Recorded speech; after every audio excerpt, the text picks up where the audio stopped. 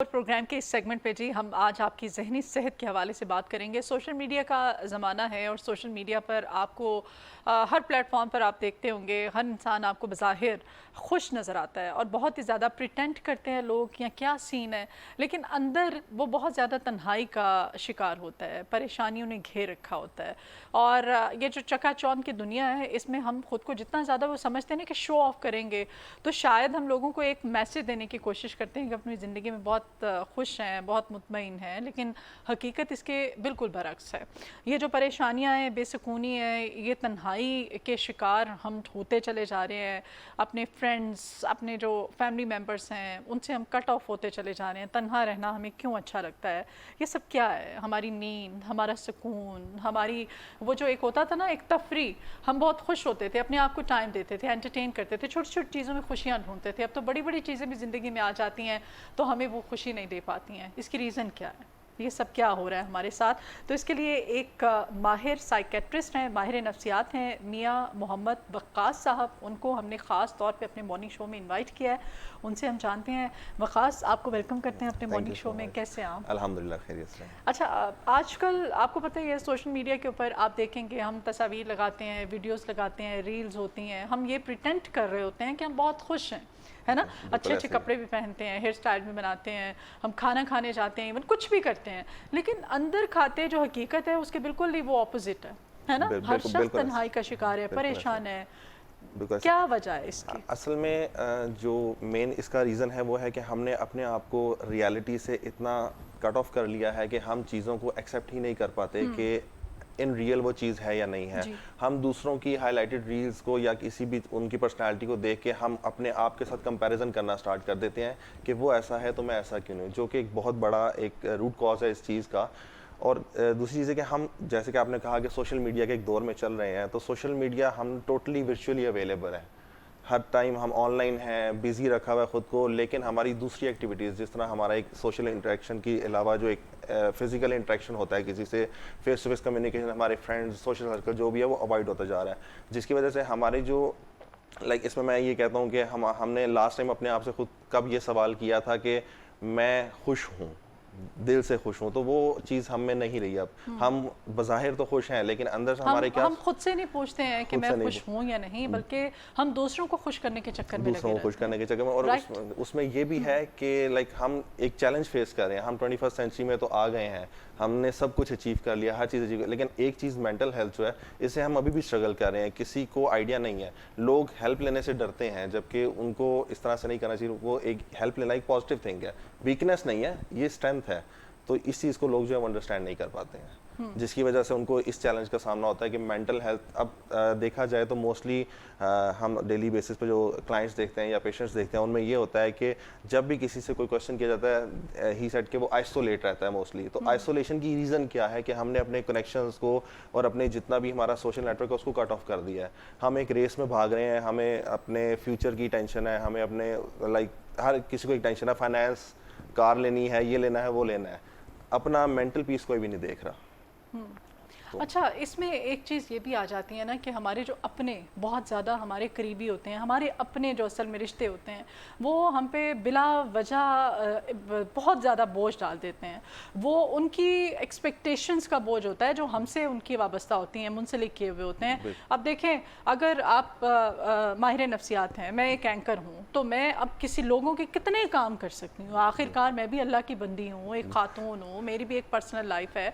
तो वो लोग, आप ये कर दे, आप मीडिया में, आपके पास तो एक सीट है, आपके पास तो एक ओहदा है, आप ये भी कर सकते, मतलब वो आप ब्लैकमेल होते चले जाते हैं। वो अपने जो चीज़ें आप पे इम्पोज करना, अपने काम करवाना, तो वो बोझ जो है ना, वो जिम्मेदारियों का, वो भी आपको कहीं ना कहीं आप सफ़र कर रहे हैं। बिल्कुल, आप उसकी वजह से बिल्कुल ऐसे असल में हमारा, मैं तो बहुत ज़्यादा करती हूँ भाई, ठीक है। और अगर नहीं वो काम हो पाता तो फिर एक और आप उसका सामना नहीं करते हुए डरते हैं कि मैं इसका सामना कैसे करूँ, मेरे से तो फलां का काम ही नहीं हो सका।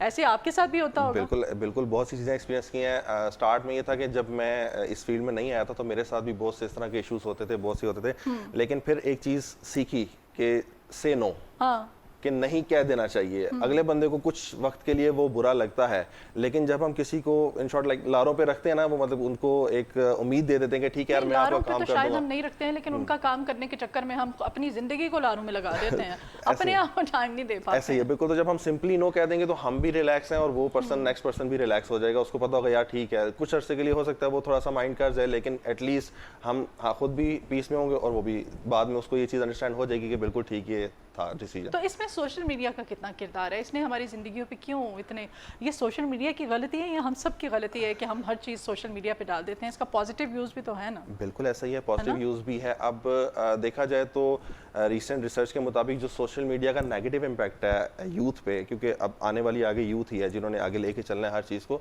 उनका जो इम्पैक्ट सोशल मीडिया का उन पे जा रहा है वो नेगेटिव जा रहा है। लाइक 70+ नेगेटिव जा रहा है। क्यों? वो उसको यूज़ उस तरह से कर रहे हैं। अब पॉजिटिव यूज़ में हम अगर लेके चलें तो उससे हम बहुत सी चीज़ें सीख भी सकते हैं। वो हमारे लर्निंग पर्सपेक्टिव के हिसाब से हमें हम ग्रूम कर सकते हैं खुद को, हम बहुत सी चीज़ें सीख सकते हैं। लेकिन नहीं, हम नेगेटिव, अब क्योंकि आजकल जो ज़माना है जो चल रहा है वो टिकटॉक का, रील्स का, ये सारा कुछ, तो लोगों ने एक वो कल्चर अडॉप्ट कर लिया है कि जो सक्सेस है वो इसी तरह से मिलेगी। मतलब कोई भी कंटेंट क्रिएट कर दिया, किसी को भी इमोशनली हर्ट कर दिया, तो वो एक उन्होंने बना लिया है कि मिलेगा तो सब कुछ इसी तरह से मिलेगा। और उसी चक्कर में एक दूसरे को वो क्या कहें कि हर्ट करते चले जा रहे हैं। रील्स बनाने हर कोई लगा हुआ है। वो सोशल मीडिया का, वो मीडिया का बंदा है, उसकी ये जॉब, उसकी काम है या नहीं है, लेकिन वो कर रहा है। उसको पता है कि मैं जितना ज़्यादा चीप काम करूँगा उतने ज़्यादा मुझे डॉलर्स आएंगे, उतने ज़्यादा मुझे पैसे आएंगे। तो ये सब, इससे किस तरह से हम खुद को बाहर निकाल सकते हैं? आप ऑनलाइन भी लोगों की ज़्यादा काउंसलिंग करते हैं, आपके क्लाइंट्स हैं बहुत ज़्यादा, तो किस तरह से फिर ऐसे पेशेंट्स को, ऐसे लोगों को आप ट्रीट करते हैं? मैं मोस्टली अपने क्लाइंट्स को या अपने पेशेंट्स को ये चीज़ बताता हूँ कि आपको अगर इस तरह का कोई है, लाइक आइसोलेशन है, हमारा थोड़ा सा कल्चर ऐसा है कि हम जाने से और बताने से डरते हैं। तो कुछ ऐसे क्लाइंट्स होते हैं जो कि नहीं शेयर कर सकते, मतलब जो किसी से इजीली नहीं ओपनली डिस्कस कर सकते। तो हमारी कुछ थेरेपीज होती हैं, कुछ चीज़ें होती हैं जिस तरह सेल्फ डिस्कशन होती है, लाइक मिरर थेरेपी होगी। उसमें यह है कि आप मिरर में नेक्स्ट पर्सन को समझ के, तो वो जो आपका होता है वो बड़ा खूब बुरा भला कहें, बुरा भले, जो आपको तंग करता है उसको आप समझे कि वो शीशे में खड़े हो जाएं, समझे मेरे सामने खड़े ठीक है। तो आप कहते हैं ऐसी एक्सरसाइज करें, एक्सरसाइज डिफरेंट टेक्निक्स हैं, डीप ब्रीथ है। अब अगर इनको प्रॉपर, अब डिपेंड करता है कि आपके साइकोलॉजिस्ट या थेरेपिस्ट पे भी, जो आपको ये चीज़ बता रहा है, गाइड कर रहा है, उसका तरीका कार क्या है, क्योंकि हर थेरेपी की एक टेक्निक होती है। अगर आप वो प्रॉपर टेक्निक नहीं अपना रहे तो उसका कोई भी यूज़फुल इम्पैक्ट नहीं होगा, वो यूज़लेस हो जाएगी, उसका असर ही नहीं आएगा।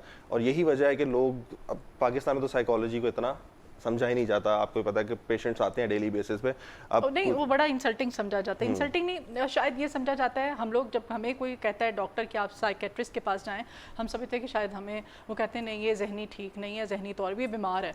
पूरी फैमिली में फिर उसको, हाय ये तो वो साइकेट्रिस्ट के पास जाती है, ये तो दवाइयाँ खाती है, ये तो ठीक ही नहीं है, इससे तो दूर रहना चाहिए, ये तो बिल्कुल ऐसे है ना, मतलब ये मेंटल है। बिल्कुल वो एक वो टैग दे देते हैं ना कि ये पागल है, ये तो पागल हो गया। तो उस चीज़ से फिर डरते हुए सोसाइटी ने क्या, वो बताते ही नहीं है। इवन अब हम रिसेंट केसेस देखें जो स्टूडेंट्स सुसाइड्स कर रहे हैं, वो क्यों? इसी वजह से कि वो हमारा पेरेंटिंग स्टाइल इतना ख़राब हो चुका है कि पेरेंट्स अथॉरिटेटिव हो गए हैं। या तो उन्होंने बिल्कुल ही छोड़ दिया है, या वो इतने अथॉरिटेटिव हो गए कि बच्चा कुछ शेयर करने से डर रहा है, वो बताना ही नहीं चाह रहा। बस पेरेंट्स ने एक चीज़ वो कर ली ऑब्जर्व कि बेटा कामयाब नहीं होगे तो कुछ मिलेगा नहीं, ज़िंदगी ख़राब है, जबकि ऐसा नहीं है। यही यूथ जब आगे जाके कुछ करेगी तो फिर ही हमारे, अब जो करंट कंडीशन चल रही है, सिचुएशन चल रही है, यूथ तो फिलहाल सोशल मीडिया पे लगी हुई है, वो स्क्रीन टाइम ही उनका कम नहीं होता है, टैब मोबाइल फ़ोन लेके बैठे होते हैं। तो मैं तो सोचती रहती हूँ उनका फ्यूचर क्या है, ये क्या करेंगे?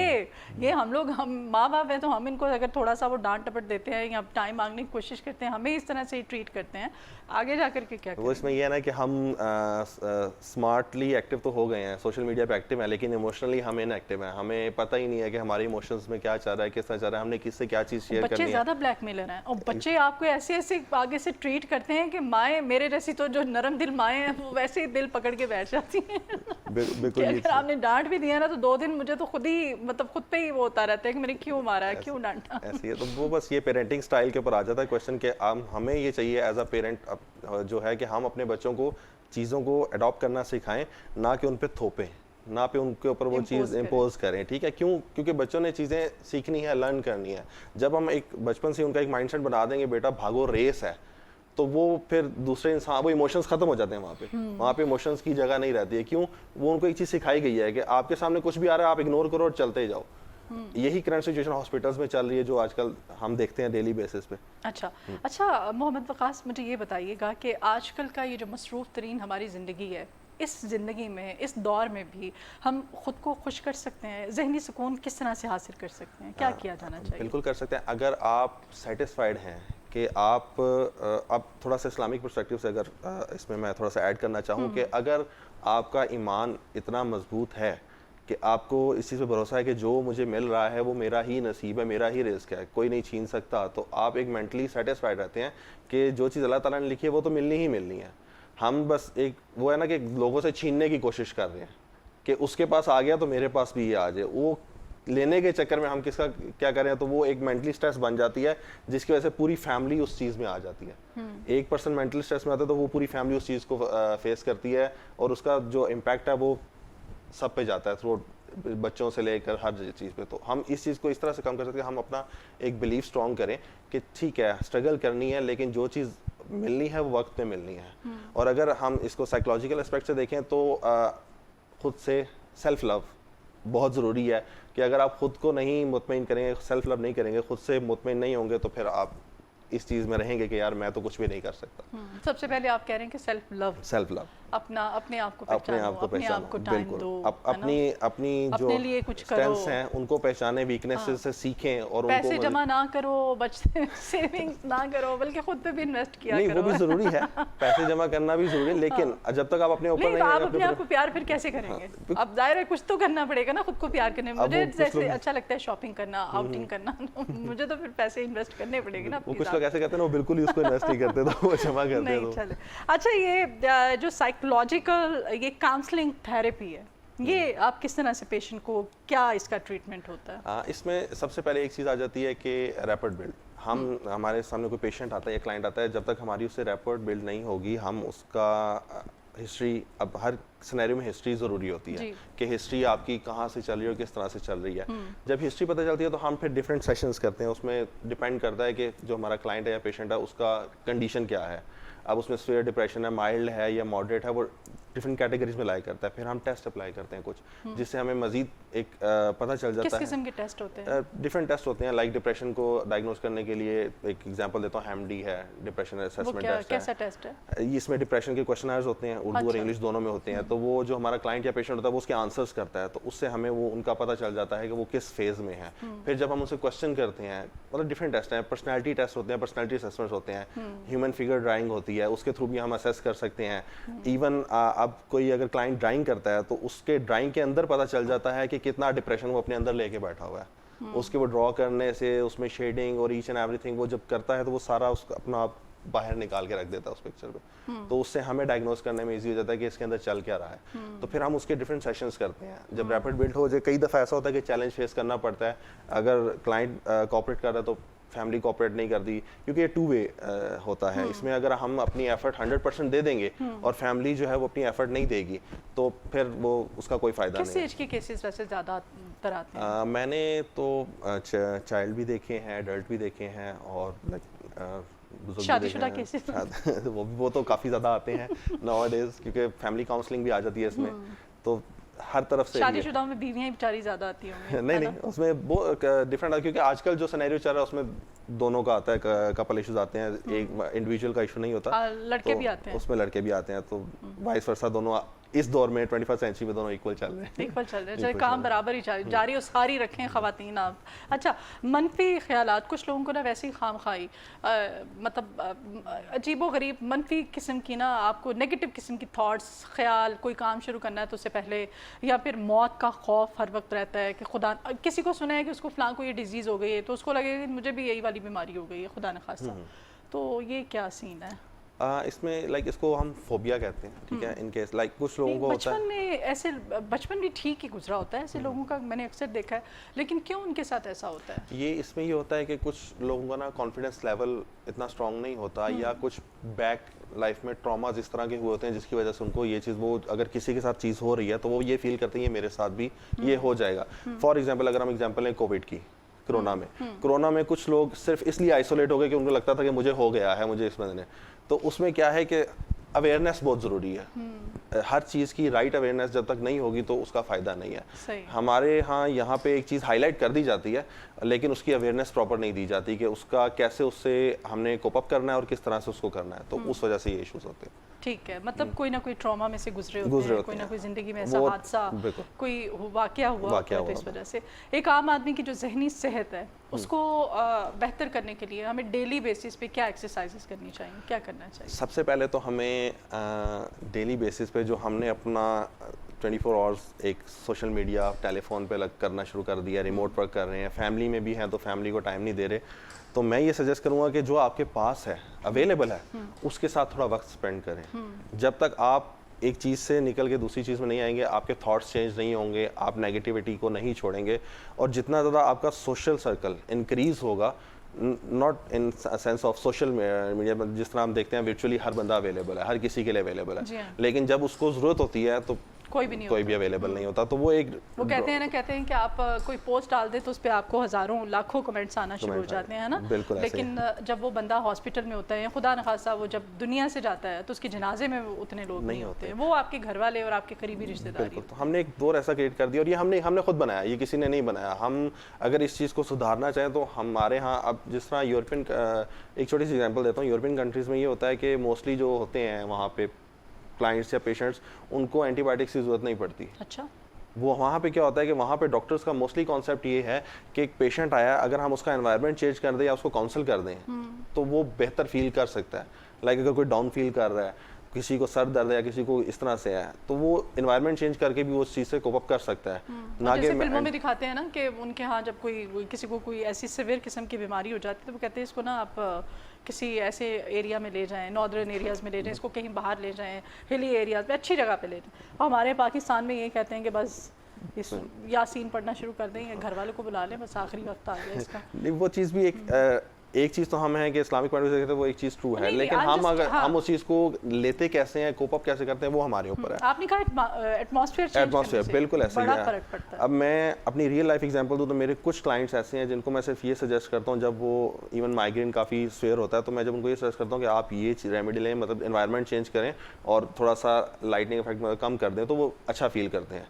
और मोस्टली क्या होता है कि अगर किसी से पूछते हैं तो वो उनको मेडिसिन देना शुरू कर देते हैं। अब वो मेडिसिन का साइड इफेक्ट क्या है वो नहीं पता उनको, वो मेडिसिन, हर मेडिसिन का एक साइड इफेक्ट है, तो उस चीज़ को कवर करने के लिए हम अगर अपना एनवायरनमेंट भी चेंज करते हैं तो वो दैट्स एनफ। अच्छा, जब आपके पास कोई पेशेंट आता है तो आप जज कैसे करते हैं कि ये पेशेंट जो है ये एंजाइटी या डिप्रेशन का शिकार है, कैसे पता चल जाता है? एज अ साइकोलॉजिस्ट हम जज नहीं कर सकते किसी को। हाँ, ये है कि हम डायग्नोस कर सकते हैं। अब वो डायग्नोस किस तरह से करते हैं कि हमें जब वो बात स्टार्ट करता है ना, कोई भी पेशेंट या कोई भी क्लाइंट, तो उनके एक बात करने के तरीके से एक वोकल जो होता है ना, साउंड होता है, उससे पता चलता है कितना कॉन्फिडेंट बात कर रहा है या कितना किस तरीके से बात कर रहा है। इवन वो झूठ भी बोलता है तो पता चल जाता है। वोकल साउंड मतलब लाइक उसकी जो वॉइस है वो वबल कर रही होगी, जब जहाँ भी वो कोई चीज़ छुपाना चाहेगा।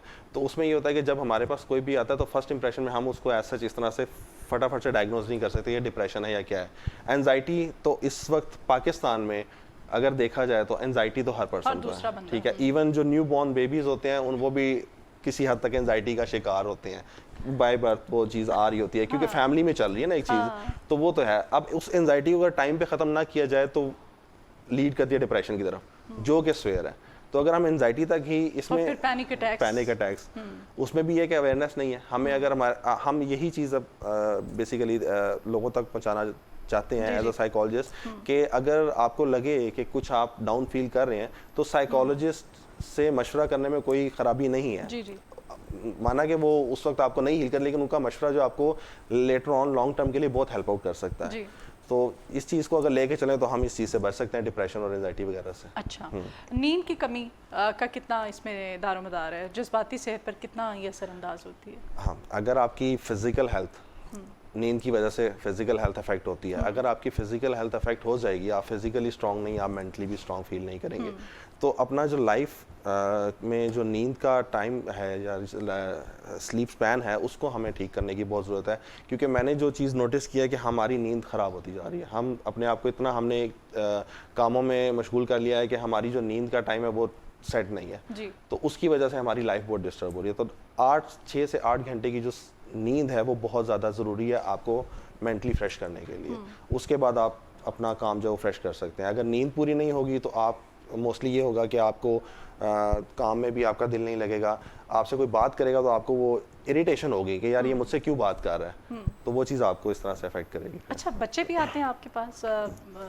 बच्चे भी होते किस हैं तरह इसमें के उनके इसमें issues होते हैं? हम जो देखते हैं एज अ साइकोलॉजिस्ट या चाइल्ड साइकोलॉजिस्ट, उसमें हमारे पास जो स्पेशल चाइल्ड होते हैं ADHD के साथ, ऑटिज्म के साथ होते हैं, डिसलेक्सिया के साथ होते हैं, लर्निंग डिसेबिलिटी के साथ होते हैं, जैसे डिफरेंट चाइल्ड्स भी आते हैं हमारे पास।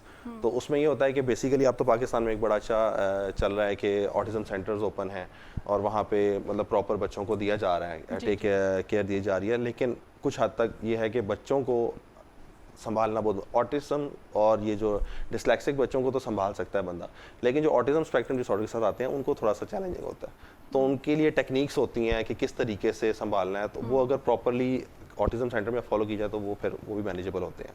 ठीक है जी, बहुत शुक्रिया जी मियां मोहम्मद वक़ास आपके आने के लिए। you, माहिर नफ्सियात हमारे साथ थे। हमने तमाम तर जितने भी आजकल जो मसाइल हर बंदे को दरपेश हैं उन पर खुल करके बात करने की और इसकी बेहतरी और इसका हल क्या है वो जानने की कोशिश की।